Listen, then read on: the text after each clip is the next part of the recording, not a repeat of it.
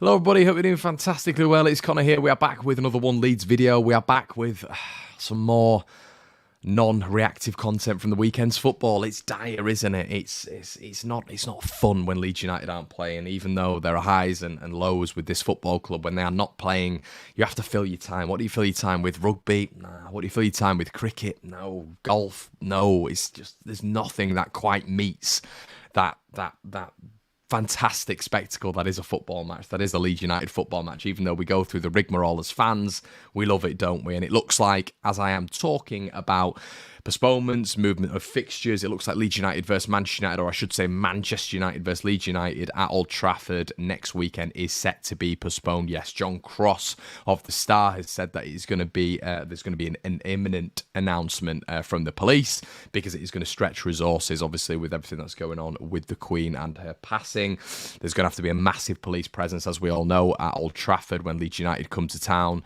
So yeah, massively disappointed at that one, but it looks like there's a lot of very, very good journalists reporting it as well. Mike McGrath, Mike Keegan. So listen, it's coming, isn't it? I think we all know it. I don't really know what's going on in terms of other matches, though. It looks like apparently there's evaluation processes in place in terms of resources, and if they're going to be stretched. Obviously Leeds and Man U, the resources, the police resource is going to be hugely stretched. So it's a bit unfortunate that some games might meet the criteria, but ours won't. But it is what it is. That means now that between Leeds' last game and the Aston Villa game, there's probably going to be around about a month, 29 days. Obviously, there's an international stint in between there, which I know we're all really fond of. But yeah, really disappointing. However, it once again puts a lot of pressure on the Villa game, doesn't it? It's a game where Aston Villa and Steven Gerrard, I mean, he just simply has to start getting some wins. Leeds obviously need to bounce back after the 5-2 thumping from Brentford. 1 point in 9. We need to turn our fortunes around a little bit. So, you know, we played Villa, didn't we, last season? They came to Ellen Road, stuck 3 past us and outplayed us, really, in a Leeds side which was fragmented, disjointed. However, Jesse's brought his own players in now, and it looks like we've got a little bit more cohesion and another buzzword here, synergy in the camp. And you're just hoping that we can put in a better performance than last time out against Aston Villa. So, yeah, it looks like that one's going to be postponed any second, any minute, you know, in the next hour or so, I think, with regards to Leeds United taking on Manchester United. Old Trafford, big shame. I know it's the number one fixture we all look for. I don't think it is for me anymore, because every time we go there, we just get battered and it's painful, but it is what it is. Amazon Prime documentary set to be released. I think it's called Leeds Academy, narrated by Vinnie Jones. There's a load of stars that are supposed to be on there: Joe Gelhardt, Sam Greenwood, I believe there's Leo Yelder and others on there as well. And it's taking a bird's eye view of the Leeds United under 21s, or it would have been under 23s camp last season and the season before that as well. Just focusing in on exactly what goes on there, and it's going to be a really fascinating watch, I think. You know, Radrizzani, being the media mogul he is, wants all of the Leeds United process to be filmed. I think the globalisation of the fact as well is going to be great to see with this Leeds United bunch, you know, reaching, you know, Amazon Prime obviously reaches every ember of planet Earth. So getting our faces out there again, as we did with the Take Me Home documentary, is only going to boost Leeds' profile. Very smart move from Andrea Radrizzani, and it's going to be fascinating. So I don't think we've seen a lot of the youth product stuff on Amazon Prime and Netflix, so that sort of thing is going to be really fascinating to see the digs, see how it sort of varies from the first team. Fascinating to watch. I'm looking forward to that one. Harrison Ashby, fullback at West Ham United, is going through contractual disputes with West Ham United, very similarly to what we saw with Sonny Perkins and West Ham. It looks like Spurs and Manchester City are looking at Harrison Ashby as well.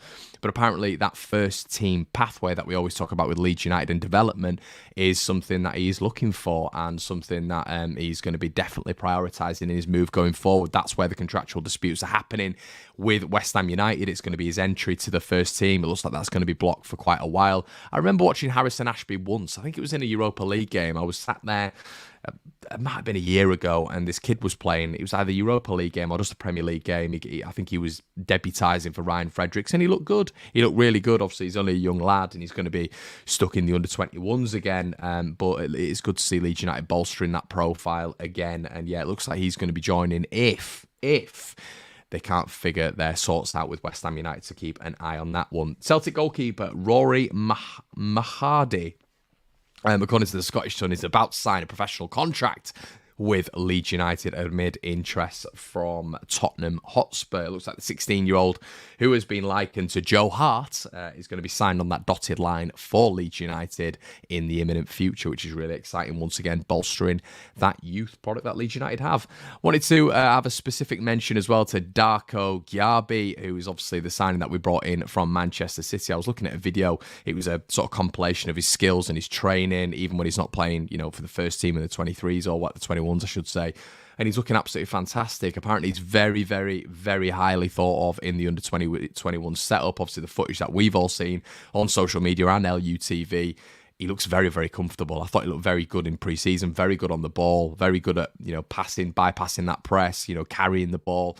And he looks like he's going to be making it looks like he is making a real impression at Leeds United. And it's going to be fascinating to see if at any point this season he does even start for Leeds United. Very, very good on the ball. And, just watching this training compilation of him and the graph that he's putting in off-season, I think a lot of Leeds fans are looking at him and thinking, maybe, potentially, he's going to be making his first team debut in the Premier League very, very shortly. A very, very impressive young man to keep an eye on that one.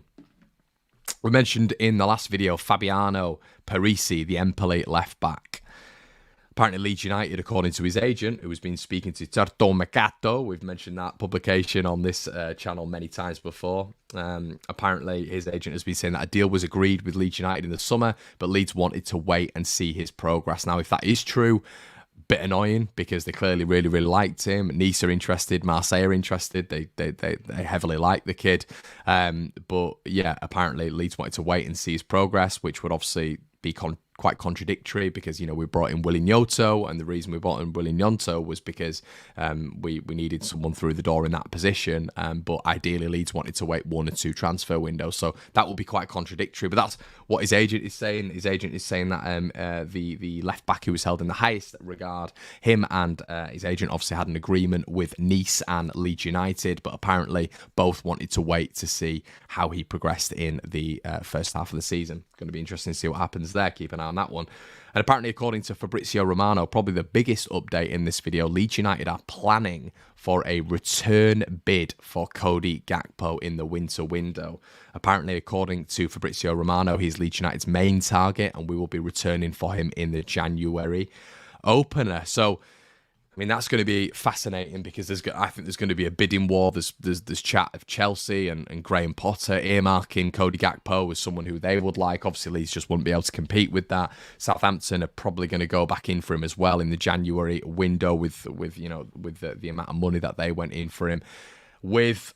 And he looks like he's a very, very, very, very big talent on the big stage, and there's going to be numerous European clubs looking at him. Now, Fabrizio Romano also said that there's going to be some serious competition for him. And what did we say, everybody, in the previous video? We said that it's always going to be difficult in January. So if Leeds are leaving a left-back for January, leaving Cody Gakpo for January, there's potential that could be a 50 to 60 million quid window.